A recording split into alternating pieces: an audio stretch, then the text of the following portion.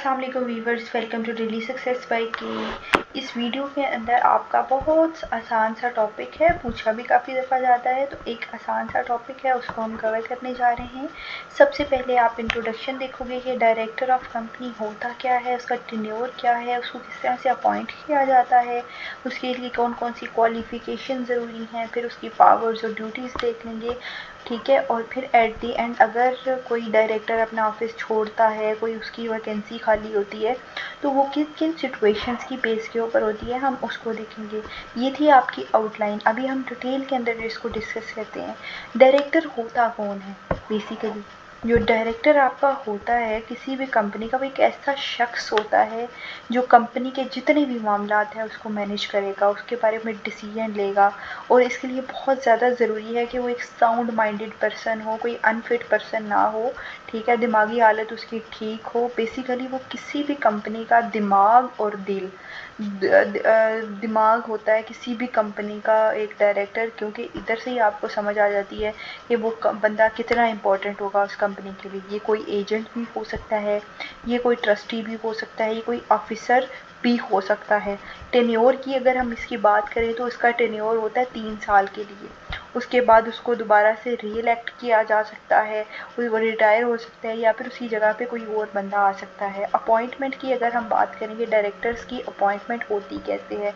सबसे पहले तो जब जो कोई भी कंपनी वजूद में आती है तो उसके कुछ रूल्स बनते हैं, इंटरनल रूल्स, जिसको हम आर्टिकल ऑफ एसोसिएशन कहते हैं।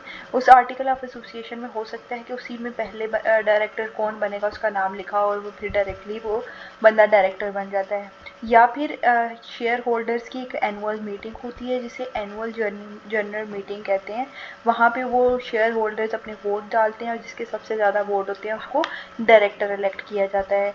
या फिर बोर्ड ऑफ डायरेक्टर, कोई वैकेंसी हो जाए, फॉर एग्जांपल पहले कोई डायरेक्टर था और उसकी डेथ होगी तो फिर उसकी जगह पे किसी दूसरे को रिप्लेस किया जाता है।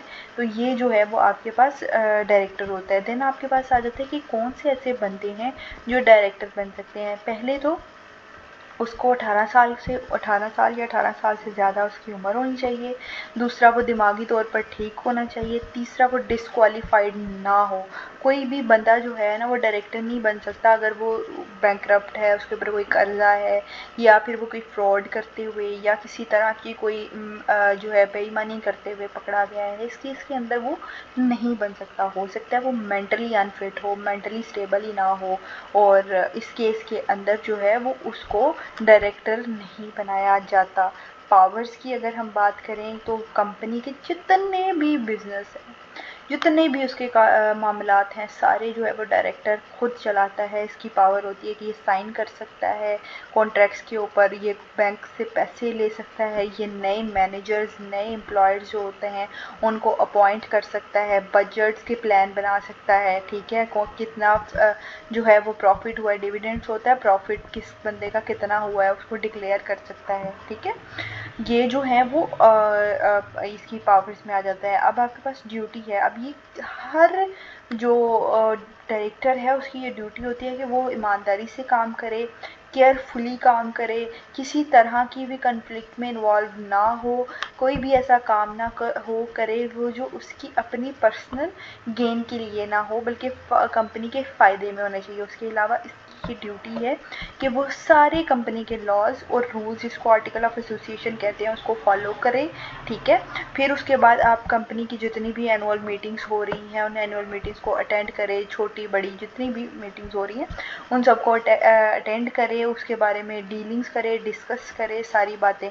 अब राइट्स इसके ये हैं कि बोर्ड मीटिंग्स के अंदर कोई भी डायरेक्टर वोट कर सकता है, कंपनी का जो जो डॉक्यूमेंट्स हैं, जो जो अकाउंट्स हैं उसको देख सकता है, अपनी सैलरी ले सकता है, चाहे तो जब चाहे वो ऑफिस से through rules and regulation process के थ्रू जो है वो रिज़ाइन कर सकता है, ठीक है, अगर जो है वो चाहे तो।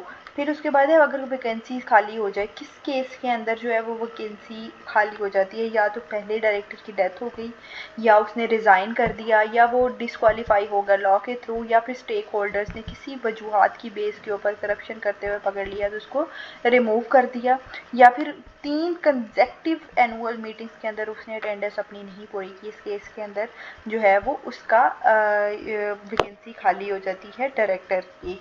ठीक है, या फिर हो सकता है कि उसकी टेन्योर ही पूरा हो जाए। आई होप आपको वीडियो पसंद आई है, आपको कॉन्सेप्ट क्लियर हुआ है। कॉन्सेप्ट क्लियर हुआ है तो मेरी वीडियो को लाइक ज़रूर करिएगा। अपना बहुत सा ख्याल रखें। अल्लाह हाफिज़।